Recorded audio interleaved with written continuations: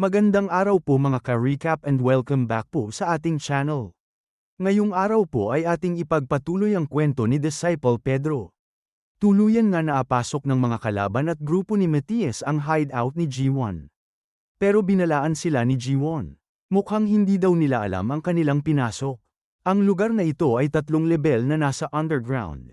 Walang liwanag ang nakakapasok dito. Agad na pinatay ni G1 ang ilaw at hindi na nagdalawang isip na atakihin ang mga misteryosong tao sa kanyang hideout. Mamamatay daw silang lahat, pero nabigla si G1 nang unang atake pa lang niya ay naiwasan na kaagad ito ng kalaban kahit pa napakadilim. Walang ano-ano'y gumanti din ang nakamaskarang lalaki sa kanya at nasa mukha na niya ito. Napakabilis niyang inatake si G1 sa buong katawan nito. Hindi man lang nakareact si G1 sa sobrang bilis ng pangyayari at sa kanyang pagkalito. Bagsak si G1. Puno ng pasa ang nayang katawan. Hindi siya makapaniwala. Sigurado siya na hindi bulag ang mga kalaban. Pero bakit siya pa ang tanging nataman? Tila napagtanto na niya ang nangyari. May suot-suot na mga night vision goggles ang kanyang mga kalaban. Mukhang pinag-aralan daw talaga siya ng mga ito hanggang sa kanyang pinakahuling hibla. At ang masama pa dito ay hindi sila mga ordinaryong assassin.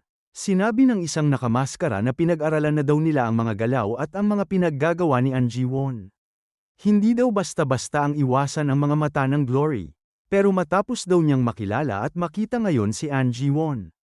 Naiintindihan na niya kung bakit ito masyadong kumpiyansa sa kanyang skills.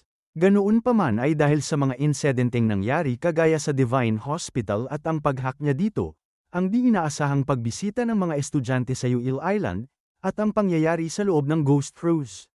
Maloloko daw ni Ji-won ang Glory.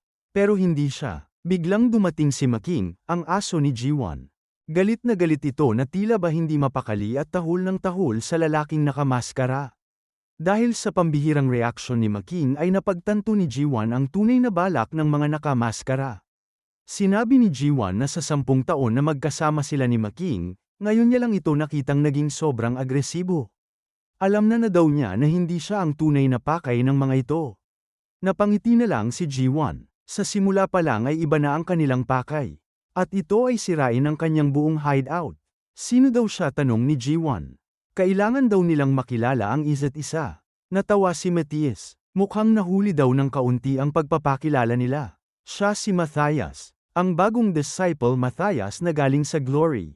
Sinabi ni Matthias na malaki ang posibilidad na ang bahay ni Ji-won ang pinagtataguan ni Pedro. Kaya kahit na nasasayangan siya ay kailangan niya itong pasabugin.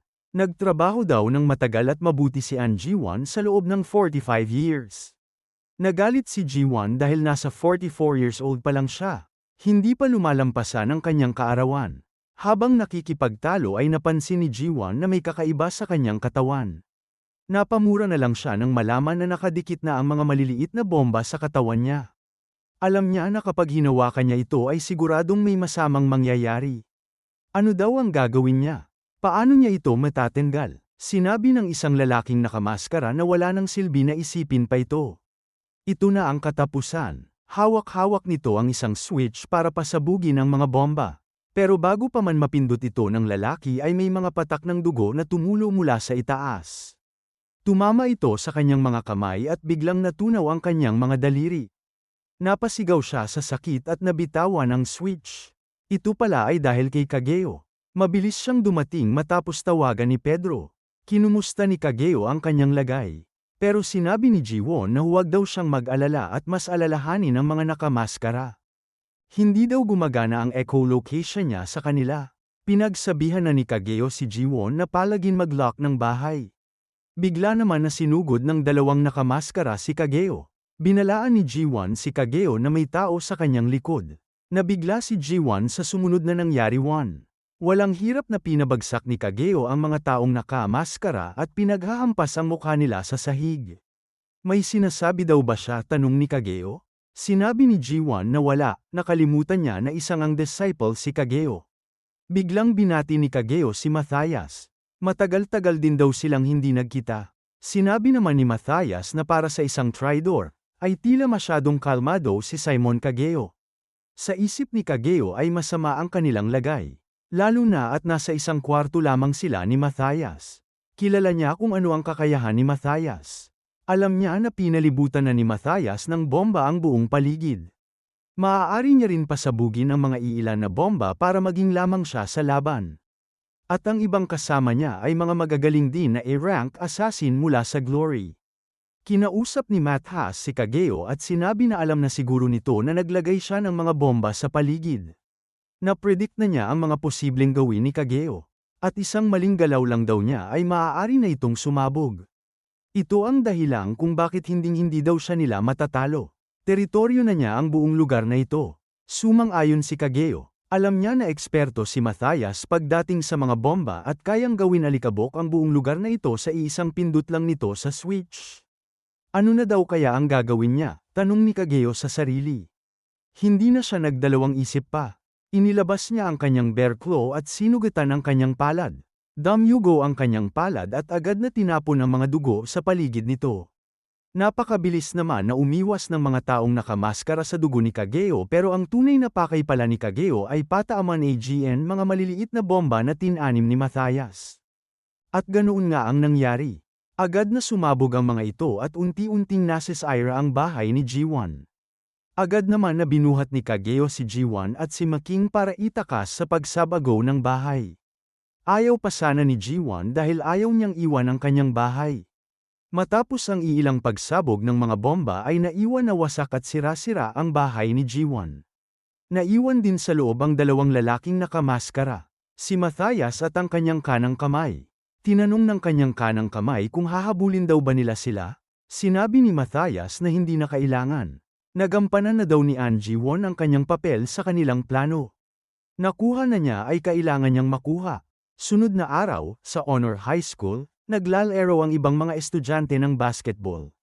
Masaya sila at nagbibiruan pa. Si Thaddeus naman ay nakisali sa kanila. Tinanong sila ni Thaddeus kung sinasadya daw ba nila na maging tanga sa paglaro ng basketball. Tumabi daw silang lahat dahil iso-shoot niya ang bola ng 100 beses sa kinakatayuan niya. Bigla naman pumasok ang gangster na ito at tinanong kung sino ang bagong transfer student. Sinabi ni Hong Dok-gu na nandito na naman si Jang Yiswell. Agad niyang binatukan si Hong Dok-gu. Tumabi daw siya. Ang mga pangit na katulad daw niya ay di na kailangan maglaro. Sa isip ni Hong Dok-gu ay kaya niyang patayin ang hayop na ito gamit ang isang daliri pero kailangan niyang magtimpi. Great power comes great responsibility, ika nga nila. Agad na kinumprante ni Jang Yiswell si Thaddeus at tinanong kung siya daw ba ang transfer student. Siya naman daw si Jang Yiswell, ang leader ng Mapo Gang. Ang lakas daw ng loob niya na agawin si Eugene mula sa kanya. Ano daw ang pinagsasabi niya pagtataka ni Thaddeus? Nagmamaang-maangan pa daw siya. Inakit niya daw si Eugene sa pamamagitan ng tanghulo. Di na daw niya ito papatagalin pa. Pumunta daw siya sa rooftop. Malalaman niya ang kanyang hinahanap. Tinanong siya ni Thaddeus kung ano ang gagawin nila sa rooftop. Maglalaban saad ni Jang Yiswell. Tila natuwa pa yata si Thaddeus. Gusto daw niya ang makipaway. Bilisan na daw nila. Napangiti na lang si Pedro habang naririnig ang pag-uusap ni Thaddeus at Jang Yiswell. Kasama niya si Kageo. Tinanong niya kung kumusta ang lagay ni G1. Ayon kay Kageo, ayos naman daw siya. Wala siyang malubhang pinsala sa katawan, pero may isang bagay lang. Sa kasamaan palad ay nangyari ito. Umiiyak si G1 habang nakaupo sa isang playground na para sa mga bata. Ang hideout daw niya na pinaghirapan buong buhay niya ay nawala na parang bula. Paano na lang daw siya mabubuhay nito? Si Kageo naman ay may tinatawagan. Tila may ibinili nito kay Kageo at nagkasundo sila. Nagalit si G1 dahil parang wala daw pakiramdam si Kageo. Nakita na niyang nawasak ang bahay niya, nasa telepono pa rin siya at nakikipag-usap. Binilhan pa naman daw niya ng uniforme si Kageo. Sinabi ni Kageo kay G1 pasensya na at kausap daw niya sa telepono si CEO Choi Yun-chang. Nainis si G1 dahil akala niya ay pinagtawanan daw siya nilang dalawa. Biglang sinabi ni Kageo na bibigyan daw sila ng bagong hideout ng Dihe Group. Agad na kinuha ni G1 ang telepono kay Kageo at agad na nagpasalamat kay Choi Yun-chang. Kung ano-ano ang pinagsasabi niya kay Choi Yun-chang kaya napatawa na lang si Pedro. Ganito daw talaga ang ugali ni G1. Tinaong niya si Kageo kung sino ang umatake sa hideout nila. Ayon kay Kageo ay si Disciple Matthias ng Glory. Gumagamit si Matthias ng iba't ibang uri ng pampasabog, at pinapasabog ito sa mga hindi inaasahang pamamaraan. Walang makakaisip nito, kung ganoon ay kaya nitong magpasabog at labanan ang napakaraming tao ng sabay-sabay gamit ang paputok. Tama saad ni Kageo, nakakainis daw siyang kalaban. Ito ay dahil hindi mo alam kung kailang at kung saan sisabog ang bomba. Malalabanan daw nila siya kung malalaman nila ito. Biglang may tumawag na coach kay Kageo. Nagpapaturo mag-basketball. Hindi daw niya abot ang ring dahil masyadong mataas. Napapikit na lang si Kageo. Sana daw ay nagpanggap na lang siyang estudyante. Mas madali pa sana ang buhay niya. Sinabi ni Pedro sa kanya na isipin na lang daw niya ito. Magsusuot siya ng uniforme kahit nasa 30 na ang edad niya. Walang magawa si Kageo kung hindi ang bumaba. Binili ni Pedro sa kanya na huwag masyadong magpakilala. Huwag daw siyang maliitin ni Pedro. Kahit ganito siya ay marunong siyang umayon sa paligid. Pinakita na ni Kageo sa isang estudyante ang tamang paraan. Sinabi niya na ang mga pulgas ay kayang tumalo ng 200 beses na mas mataas sa kanilang katawan. Pero kapag nilagay mo daw sila sa isang grapon at tinakpan ito, kaya nilang tumalon hanggang sa taas ng grapon. Ito ay dahil inaakala nila na yun lang ang kanilang pisikal na kakayahan. Huwag nilang limitahan ang kanilang potential.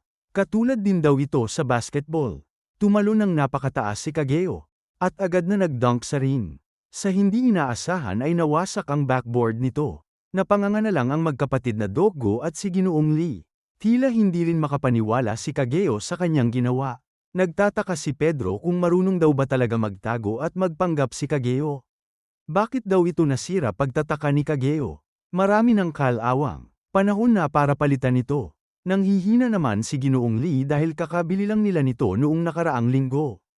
At ito ay opasyal pa na rin kagaya sa NBA. Nag-iisip naman si Pedro paano nahanap ng kalaban ang hideout. Nagawa pa nila itong pasabugin. Siguradong may natitirang bakas niya sa hideout ni G1. Alam niya na hindi ito maaari pero baka lang. Posible na baka may natira doon. Natatandaan na ni Pedro. Meron nga. Ang uniforme ni Kageo. Napatalon si Pedro at tila nagmamadali.